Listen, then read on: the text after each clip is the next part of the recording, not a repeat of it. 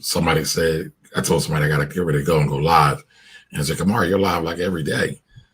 I said, yeah, but today is a special day. It's Q&A. This is where, we get to talk, we get to interact. So we're going live again. Hey, everybody, I'm back. We got disconnected. I guess I'm working my laptop too hard. Or maybe it's time for me to switch over to a Mac because it seems like nobody has problems with those things. So again, every Wednesday we do a live Q&A, money Q&A. So all money questions are welcome. Taxes, stock, investment, business. If it's about money, we'll talk about it. Oh, because I'm the man. Ms. Kim says I'm the man. Thank you, ma'am. But you listen to me, so I can't be the man without you. So yes, Renzo, they just changed the SSI eligibility for stimulus. Yes, they did. But they also changed it right back. So it's like nothing happened, even though something did happen. So something happened and then it didn't happen. And then we're here now. So that's just how the White House, that's how inept the White House is. But, I don't get it. I don't know how people vote for him. No shade if you voted for him. Or maybe just a little bit of shade, just a little bit. But I don't get it. But yeah, it's very confusing. It's very dizzying. So Trump announced that, or the White House announced that senior citizens would have to file a tax return in order to get stimulus, the $1,200 in stimulus. And then people were in uproar because, most seniors, a lot of seniors that are getting their SSI, maybe a small pension, a lot of them don't have to file because they don't really make any money. They won't get a refund. They don't owe any money. So they're kind of cool. They're just chilling. But, they made the announcement that would happen. So people got uproar. And then, an hour or 2 hours later, Steven Mnuchin, the U.S. Department of Treasury, announced that they will be able to get money to senior citizens without them having to file. But you know what? I'm actually, I got a good friend of mine here in Philly, Danielle Patterson. And sometimes I go on live. She's a lawyer running for state rep in the 190th division. And she was prepared to, she jumped in, right? So that's leadership. She was going to be able, she called me. She was like, this is what's happening. Would you help the seniors get their taxes done? I said, absolutely. She said, there's already scammers out there talking about how to scam the seniors getting their taxes done. I mean, some of these tax scammers are the worst. I'll just say that. Some of the tax scammers were saying that they would file their tax, and I'm talking about other tax pros, by the way, but some of them said they would offer to do a senior citizen's tax return for $600 and basically take half of their stimulus money as service for paying them to do their tax returns. I think that's despicable. I think that's utterly despicable. We are supposed to protect our elderly and our young. We're supposed to protect everybody, right? It doesn't pay to price gouge.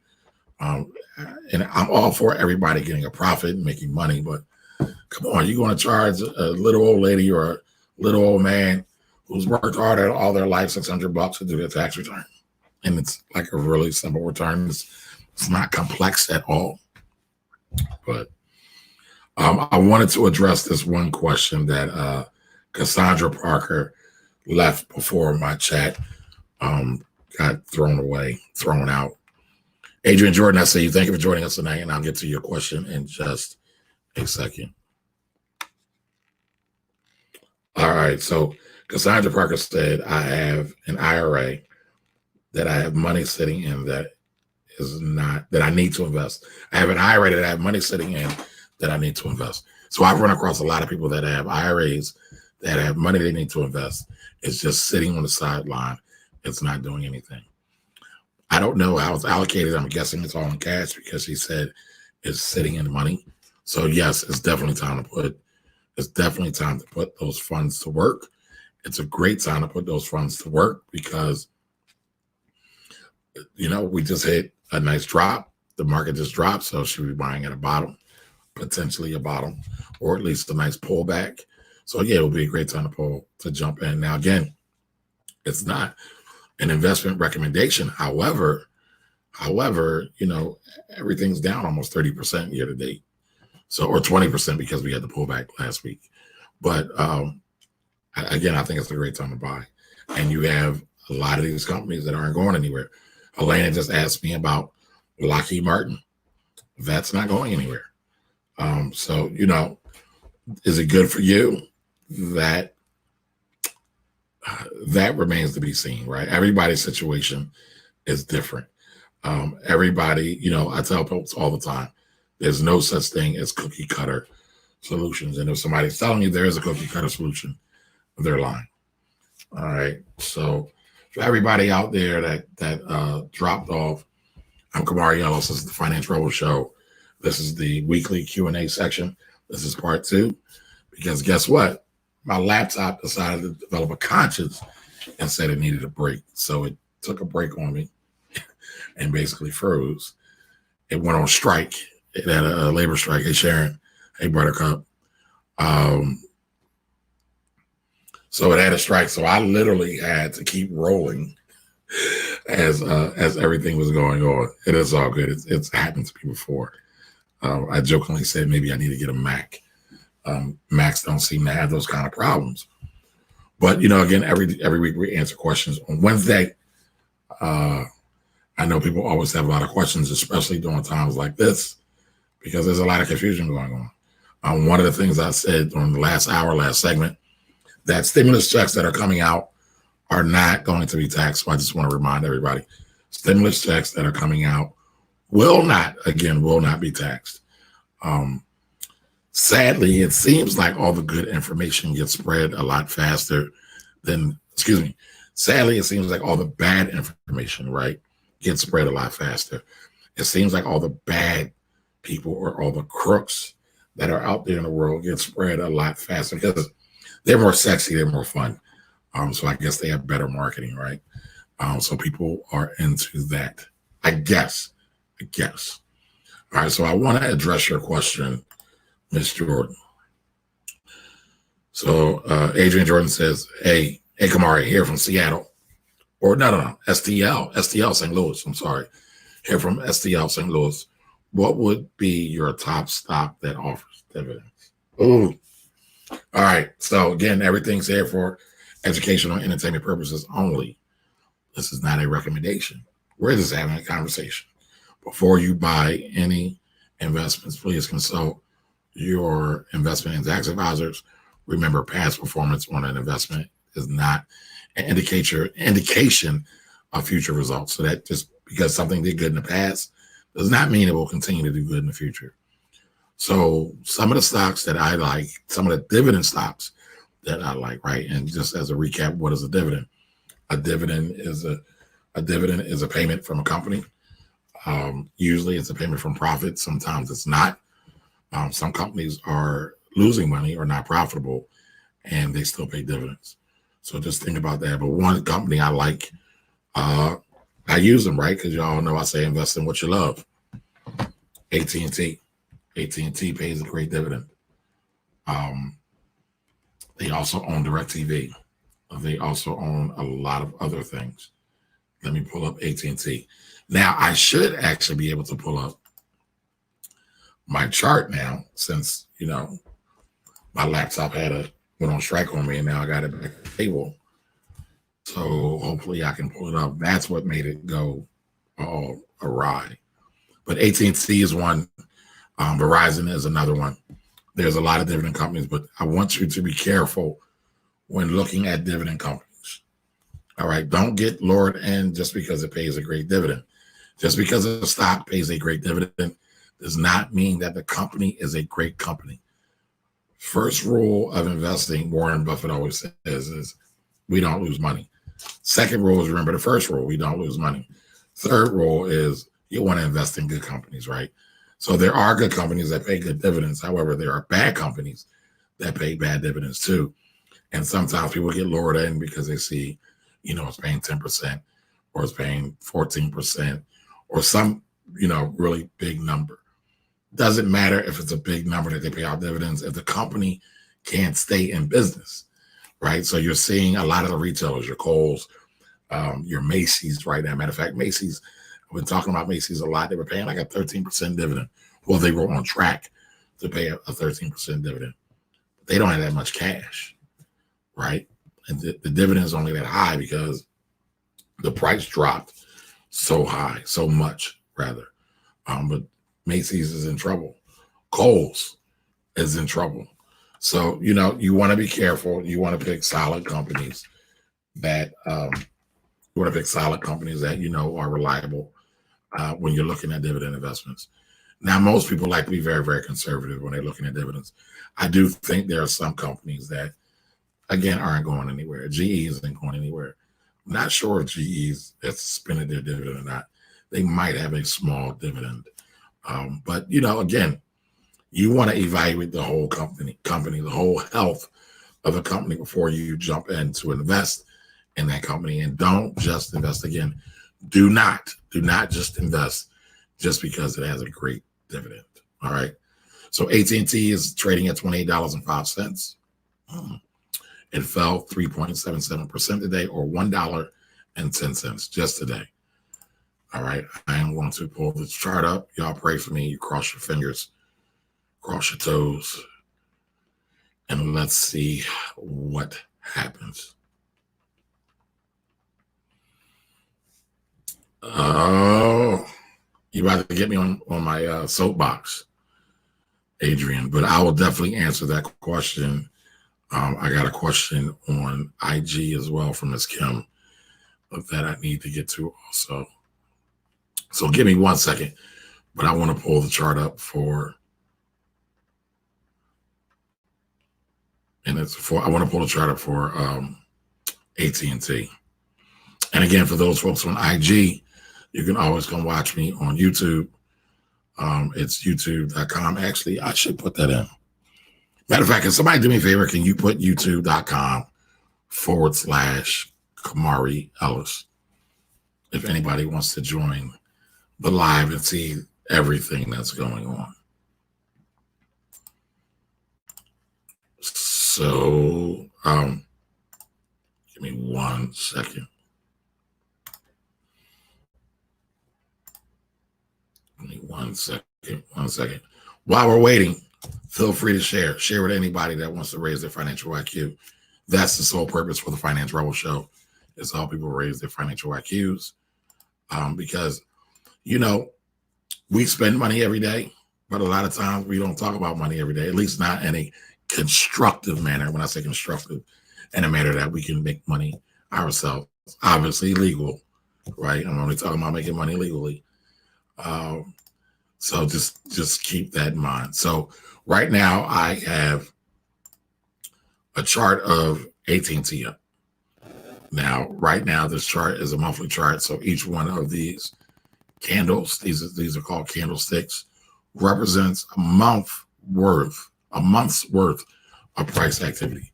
So you get to see the open and close, or the open and close is represented in these candles for an entire month. So 30 days of opens, 30 days of closes, 30 days of lows, 30 days of highs.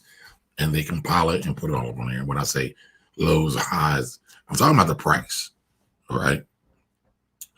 So right now we see AT&T trading at $28.09. Oh, I'm sorry. This is not a monthly chart. This is a daily chart. All right. This is the monthly chart. It looks kind of interesting. So you see here where it bottomed December 18th, right? Then we had a nice little run. So the top here was at $38.64 on December 19th. And then it started to fade. And it's falling. And it's falling.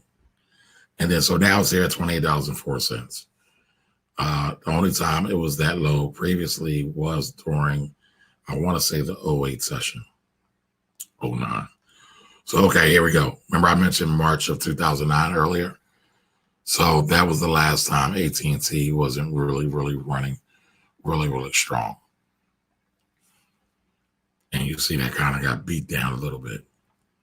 Now, I'm starting to talk a little bit more technical analysis, or chart reading as some people call it, just so people can get familiar with things. There's two ways to do analysis. You can do technical analysis, and that's when people actually just look at charts, because the chart and the price, what they call the price action, they tell a story. And many technicians, that's what they call them. They say that everything you need to know is in the price. I believe that, but I also believe in backup. So I do technical analysis, and I do what's called fundamental analysis, when you're looking at how healthy a company is, what's the long-term viability of a company. Do we feel a company will make money? Does the company have good profit margin? So I look at both of them. One is like the what, so what to invest in, and the other is the when. So a lot of times I look at the technicals as like when to invest, and the fundamentals like what to invest. Now, sometimes that flip-flops, right? There is no holy grail when it comes to investing, but everyone should have their own process, their own way about going about things. So again, AT&T, $28. Let me think. Let me look up some other dividend paying stocks. There's another ETF that I like a lot, and that is called PFF. Now, remember I asked y'all, who knows what a preferred share is? PFF is an ETF. It invests only in preferred shares, mainly from banks. Now, preferred shares are not the same as common stock. Common stock is what you see trading on the stock market every day. Preferred shares don't get traded that much, and they tend to pay a higher dividend. So they are very stable. They don't bounce around a whole lot. Matter of fact, I'll show you the chart of PFF. Maybe 1 second.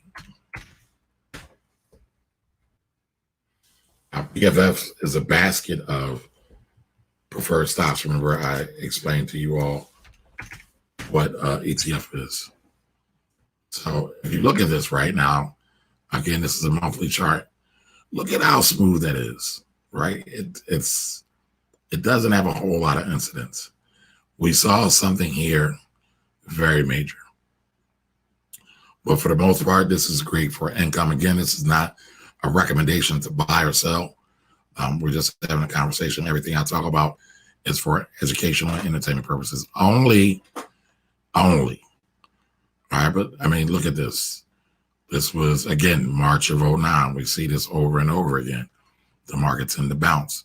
It fell. It fell by a massive amount started to fall back in 2007.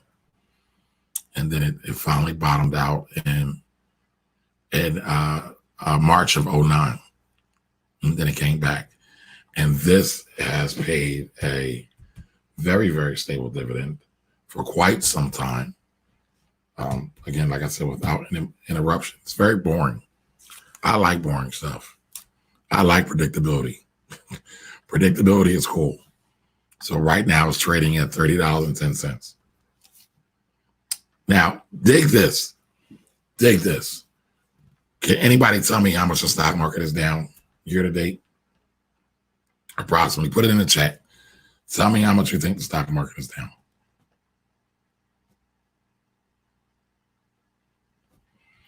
Now, PFF pays a 5.5% dividend. 5%. You won't see that at the bank. You won't see that at the bank at all.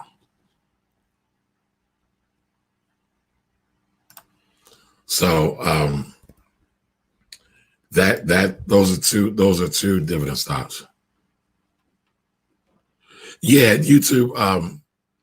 A chart reading would be good for a YouTube video of mine. I agree. I try to keep everything kind of at a basic level, right? And I know sometimes chart reading can be confusing. And honestly, it's all confusing to a lot of people. Naturally Rose, how are you? T-Dub, how are you? Thanks for joining. Melanin Simone, how are you? Yes, ETF, exchange traded fund. Right. So the market is down 25%. Y'all want to guess what PFF is down? How much is down? Or what the return of it is? Thank you for that, Lamont.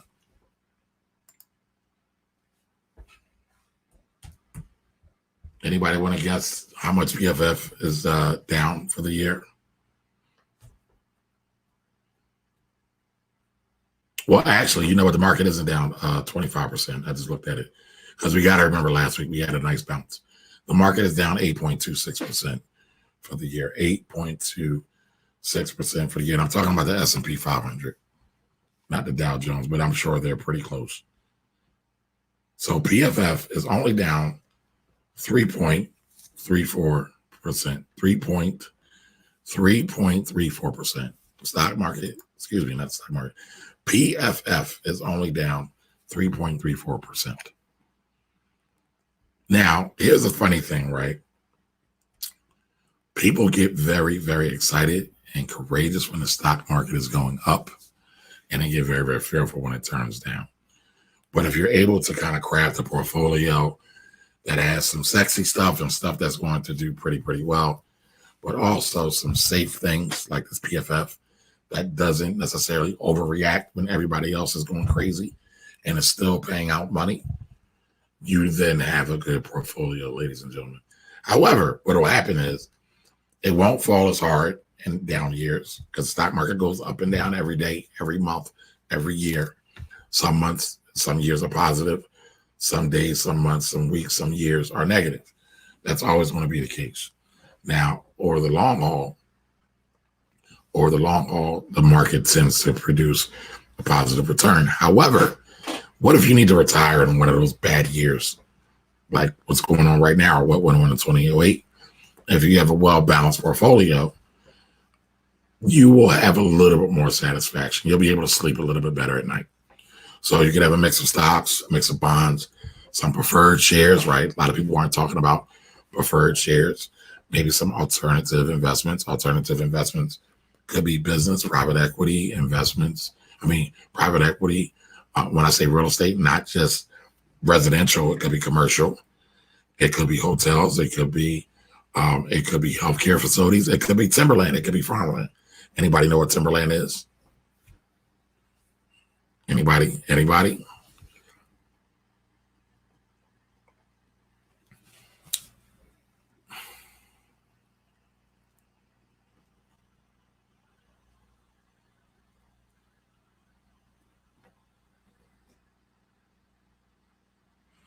Yeah, there's a lot of bad information out there, Sharon. I totally agree. Yes, Lamont, I'm gonna cover that. You're right. You always got me sidetracked right there. Lamont said Kroger's going off. Okay, so I see a couple more questions. Bear with me for a minute. I got a couple up in front of everybody. But again, stock market's down about 8%. The ETF I just showed you that is a basket of preferred stocks is only down 3.34%. Remember, past performance is not an indication of future results. Just because something did good in the past doesn't mean it's going to do good in the future. So always keep that in mind. However, it's important to look at how different stocks, different securities perform over different periods of time.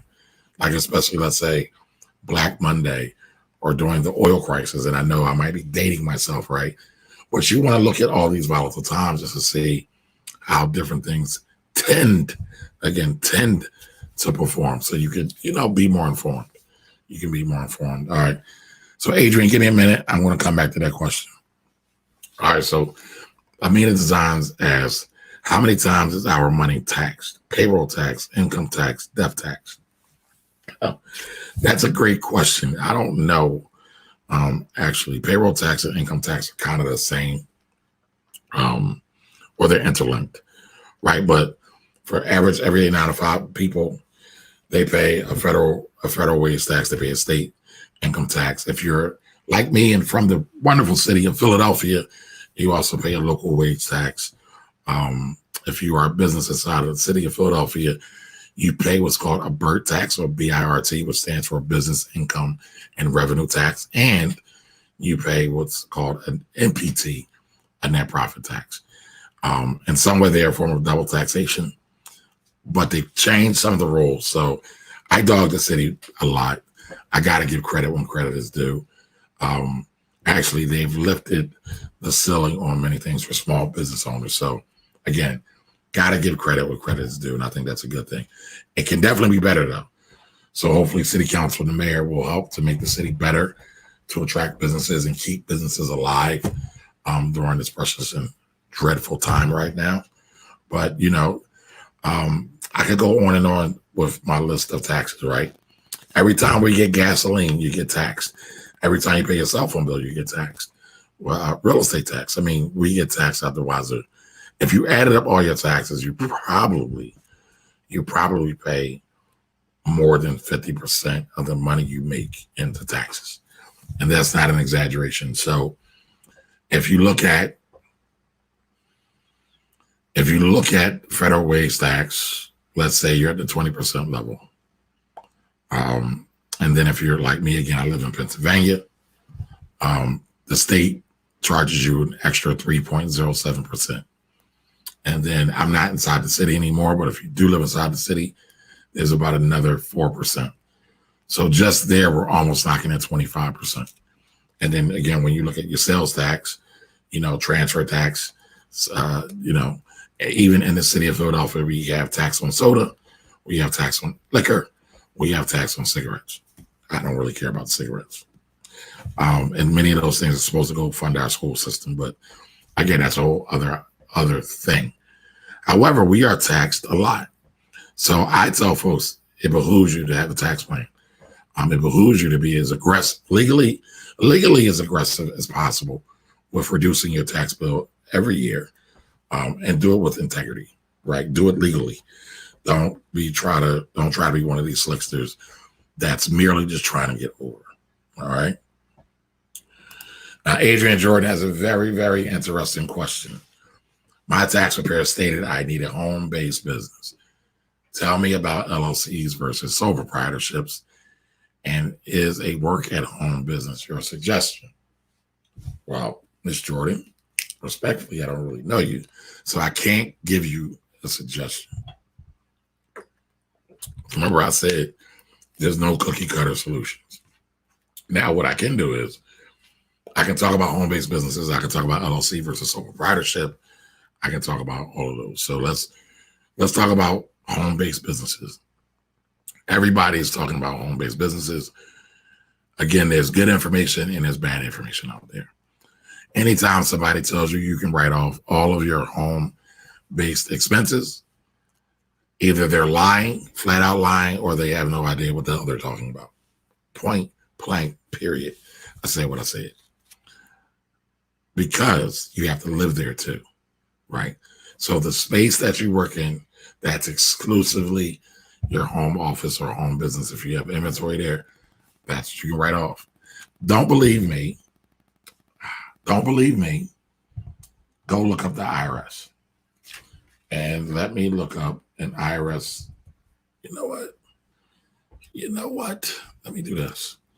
Go look up the IRS code about home-based businesses. Like, there's a source for everything. So, again, you don't have to believe me. I'm just the messenger. That's why you can trust me, but you should also verify me. And I mean that. That's not what I wanted. Let's see. Publication 587. Publication 587. And I want to show this. I'm going to show this. All right. Again, I'm Kamari Ellis. This is the Financial Rebel Show.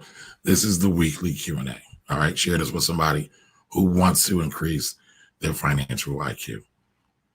All righty. So I want to show this. Publication 587. If anybody is interested in a home-based business and you don't know who to trust or who to believe, you can look up Publication 587, business use of your home, right? The IRS has a whole publication on this. All right. I'm trying to find something because, you got to be in the mood for reading. when you go to the IRS website.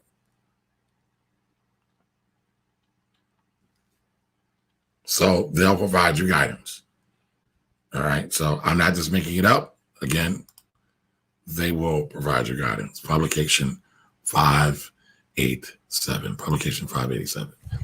All right. So again, it can be a good thing, right? Because you can write off a portion of your rent or your mortgage. You can write off a portion of your utilities. You can write off a portion of real estate tax. You can a portion of, let's say, the insurance on your home, a portion. You can't write off the whole thing. Those are some of the advantages you get for writing off your home-based business. But it can also get tricky at times too. So make sure you read it and you read it twice. So again, yes, I think home-based businesses can be good for a lot of people, but just because you have a home-based business, there are times where the IRS, if you were ever audited, because when I do taxes, I want to be able to defend against the IRS. Like, I don't like losing. I don't know if that's an ego thing or a professional thing or both. I don't like losing. So I always want to cover my bases. So you should have documentation. You should know what the size of the room is. In square footage terms, you should know what the square footage is of your home. And that's how you figure out on a pro rata basis how much of your home you can write off. So let's say you have 1,000 square foot home and your workspace that's exclusively for your work is 100 square feet. So effectively, you get to write off 10% of everything that you have going on in your home. All right, effectively, loosely, right? There are some caveats again. Now, LLC versus sole proprietorship. I probably see more bull stuff about LLC versus sole proprietorships. I see people telling people if you have an LLC, you can write off more stuff on your LLC than you can as a sole proprietorship. So let's talk about what exactly a sole proprietorship is and what an LLC is. Sole proprietorship is just an everyday person like you or I. They have a social security number. You can even apply for an EIN number to be a sole proprietor. But you don't have any entity, you don't have any legal protections, right? The real reason for these different entities and business organizations is for liability protection. I am not a lawyer, but if you go to ask any lawyer, they will tell you that the majority of the time. So when you're a sole proprietor, you really don't have much liability protection. So if you have a lot of personal assets, they can possibly be at risk. Let's say you own property, you have a lot of real estate investors, clients. Let's say you own a rental property, somebody slips and falls, people love to sue, whether it's their fault or not. They want to sue you. They think you're balling, they think you got money. They think you get into the bag. And then you own the building yourself. In effect, that's kind of like being a sole proprietor. So they may sue you. And maybe they try to sue for your home. It's possible. Hopefully you have insurances in place that will protect against that, but it's possible. Now, LLC, what does LLC stand for? Limited Liability Company. Now, here's the caveat. Wait a minute, let me explain limited liability company. Limited liability company separates you from your business from a legal perspective. The IRS doesn't really care about limited liability companies, so I want y'all to put a pin in that and just hold that for a second. Your states care about LLCs. Your states care about limited liability corporations. That's what they care about because you're getting protection on the liability side. Now, I am talking about when it's just you. So, Adrian, your tax guy told you to start a home-based business and be an LLC or, oh, you didn't say he said that, but I'm assuming he said that. He or she said that. And so I guess maybe he told you to become an LLC as well. Well, there is no real great tax advantage to becoming an LLC with what they call one member or one solo member. It's just, you get the same tax breaks as a sole proprietor. However, you do get some liability protection because then you're separating your personal assets from your business assets. But what happens a lot of times is most people have no clue how to run their LLCs or S corps or corporations. They don't do proper bookkeeping. That's a must for any business. You should be doing proper bookkeeping. It'll help you out with your taxes, one, help you to reduce your taxes, two, right? And it'll help you with planning. And it will also show that you are a real business. So again, if you were ever audited and you can show your auditor you got books and records, books and meticulous records, it'll go a long way in that audit. Trust me when I tell you. All right. So there's really no real great benefit. And when I talk about this sole proprietor versus LLC, let's assume the person is broke. They have nothing. When you file for LLC, you have to pay money for it. And the state of Pennsylvania is $125. In other states, it is upwards of that. I've seen $225. I've seen $300. But here's the thing that a lot of people don't catch on to or don't know. In some of these states, a state like a California, a state like a Massachusetts, you'll have to pay an annual fee of $800. So that's regardless. You could have made zero, zilch, nada. You gotta pay $800 every month to the state to be in compliance to stay in business. Now I know Kansas is like $50. There's a few other states that have an annual fee. All of them don't, but there are many that do. So before you go and file for your LLC or pay one of these online companies that charges you a boatload of money or pay a lawyer a boatload of money, find out what the annual fee is. Figure out what your overall liability is going to be for having this, and figure out, do you really need it at this point in time of your business? You might just be better off getting some umbrella insurance and riding out with that. $1 million for umbrella insurance is pretty cheap. So again, there are no cookie cutter solutions, none. But you always have to try to do the best thing for you and your family. But so yeah, a real home-based business, because a lot of times you got folks out here talking about taking these deductions, but people don't have legitimate businesses, and that's just asinine to me. And it's asking for trouble from the IRS and the rest of the alphabet gang that backs them up. So I'm not the one to say just take a deduction just to take it. It needs to be legitimate.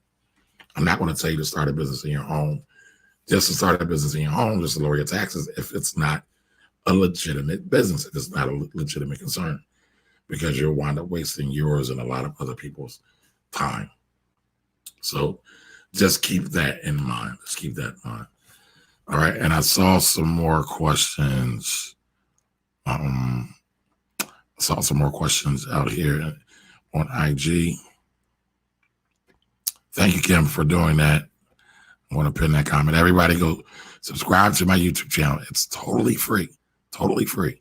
And there's a lot of good information on there. Listen, don't laugh at me, though, at my YouTube channel. I got a lot of terrible videos up there. They're terrible. They suck. All right, T Beautiful 13 says, I was giving Macy's stock for free. Congratulations. God bless you. I sold it. LOL.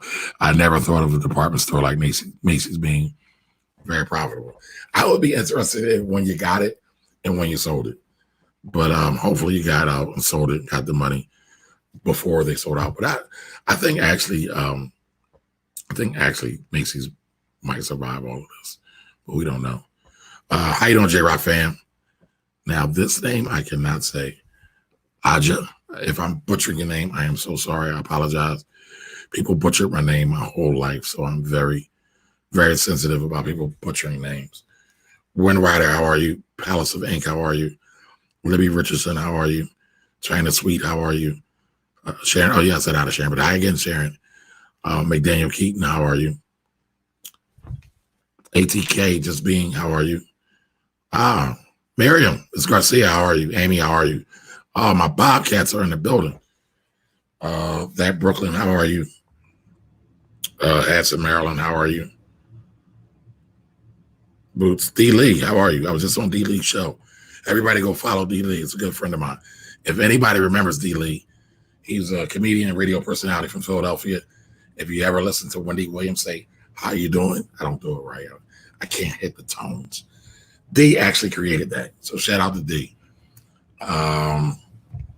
So what else we got? Joe Brown Construction. How are you, sir? Darius, how are you?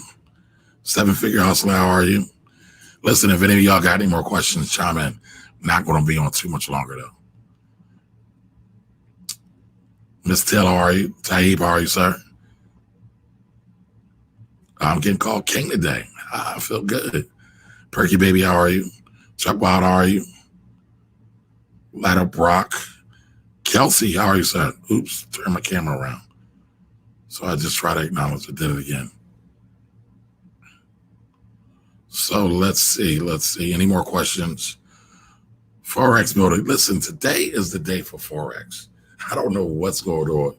Everybody's talking about Forex today. What's up, Ken? Biz Architect. What are your thoughts on Cash App?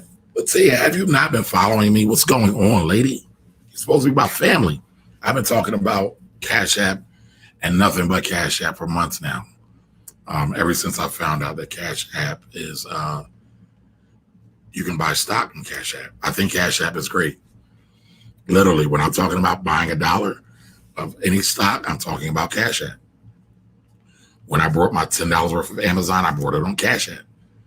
If anybody wants to sign up on Cash App, I'll put my affiliate link on there. I'll get $5. You'll get $5. We all grow together. Isn't it great to have a mutually beneficial relationship? Absolutely, Dealey from Philly. Yep. SM Dennis, how are you? So if I don't have any more questions on IG, I will go back to Facebook and YouTube. I'm getting tired, y'all. Is that a question? Okay. Agent Jordan just said, I rent because I live in another state, but own a house in another state. All right. So it sounds like you're a renter too. And yes, umbrella insurance. Yes, please look up umbrella insurance. So listen, I want y'all to understand something. When people are strictly promoting something and saying you need to get it, usually it is in their financial interest to do it. Usually they stand to profit from doing it. And now listen, I have no problem with people making money. We all should want to make money. I am a Black capitalist, and I say that with no problem. All right. However, all business should be good business, meaning that all business should be mutually beneficial across the board. If it's not, then I'll say later for that. And there are a lot of scam artists out here that are only concerned with getting a paycheck or a commission check or a payout check for themselves. They're not concerned with their family. And so you have to be careful about that. Now, I know there was a question. Somebody asked me this question. Fundrise versus Tulsa.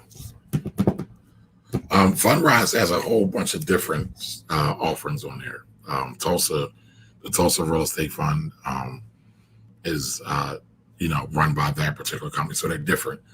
I want to say Fundrise is a platform, right? That has, and let me just double check that. Fundrise is a platform that has multiple offerings on them. Sorry about that. I got a phone call. Fundrise is a platform that got multiple offerings on it. Tulsa is not. It's just run by Mr. Morris and his wife. So it's not an apples to apples comparison. Amy, you've invested through Cash App. It's pretty good. Congratulations, Amy. Welcome to the League of Black Capitalists.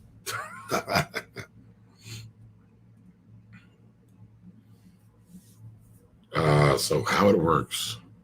Oops, that's wrong. Fundrise. Right. So Fundrise is the first investment platform to create a simple, low-cost way for anyone to access real estate's historically consistent returns, right? So basically, you or I or anyone else could put up an investment opportunity on Fundrise. I'm sure they have due diligence that you have to meet, that you have to satisfy. So it's not the same thing. So just be careful when you're kind of mixing and matching. You want to compare apples to apples and you want to compare oranges to oranges. When you mix match, it's not really fair, and you come away with a skewed view of things. So be careful of that. Be careful of that. Brother Wayne, how are you, sir? All right. Well, I've been on for like 2 hours tonight. I think I've so Kel, I think I've been here long enough. Y'all not tired of me yet? All right, so if you got any more questions, I'm trying to see if I missed anybody. If I missed you, throw it in the chat again. I didn't do it on purpose. Hey, Biz Architect, when we getting together, man? We keep missing each other. It's all right, let's see. I'm just playing. Crystal, how are you? Miss Lady 29, how are you? Welcome, welcome, welcome. Thanks everybody for joining our weekly Q&A. I do a weekly Q&A here every Wednesday. Usually it's 7 o'clock. But you know what? Let me ask everybody a question. Should I stay with 7, or do you think I should go with 8? Just curious. I feel like 7 o'clock is kind of a good time, but it's also a time when people might be eating dinner, hanging out with the family, things like that. 8, people are home. Well, everybody's home, excuse me. So you know what? I guess maybe it doesn't matter if it's 7 or 8 now, right? Doesn't matter because everybody's home where everybody should be home. I was out today and I saw some people not practicing social distancing. I started to snitch on them, but I decided to let them be.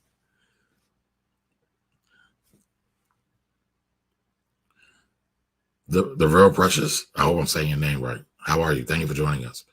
So what do y'all think? Should I go on an 8? Should I go on a 7? Doesn't matter. Just go on whenever I go on. Tell me what y'all think.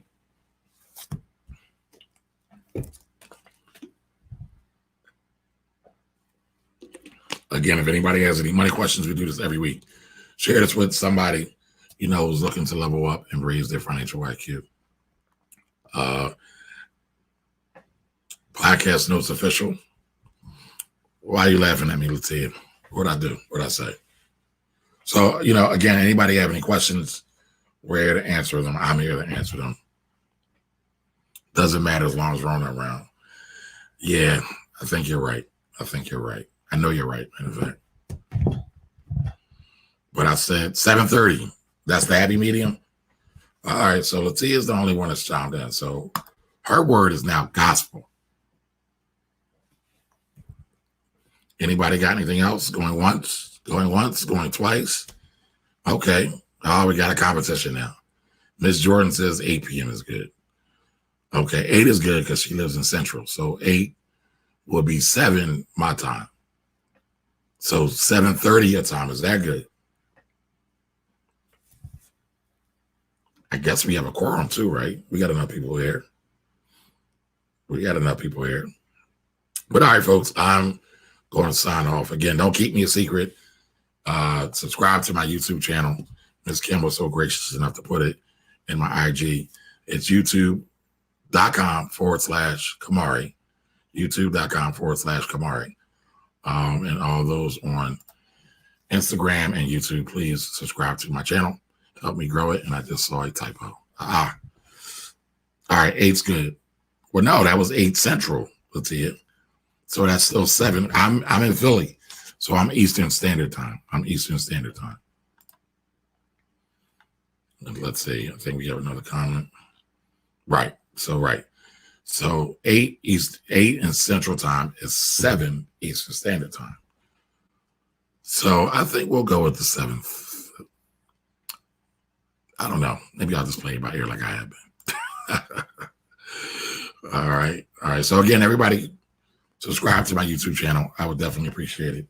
Again, if anybody has any questions in the interim, sometimes I answer them and I might do dedicated videos for them if I think they will be impactful enough. And if I have the time, right? If I don't have the time, then I'll typically answer them on our Wednesday session. But feel free to send me a text, 484-278-1357. Again, 484-278-1357. If you have any money questions, taxes, investments, stocks, real estate, business, you got a question about it, either I have an answer or I can find the answer or find someone who has the answer, okay?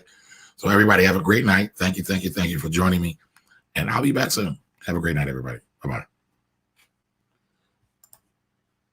Later, folks. Y'all have a great night.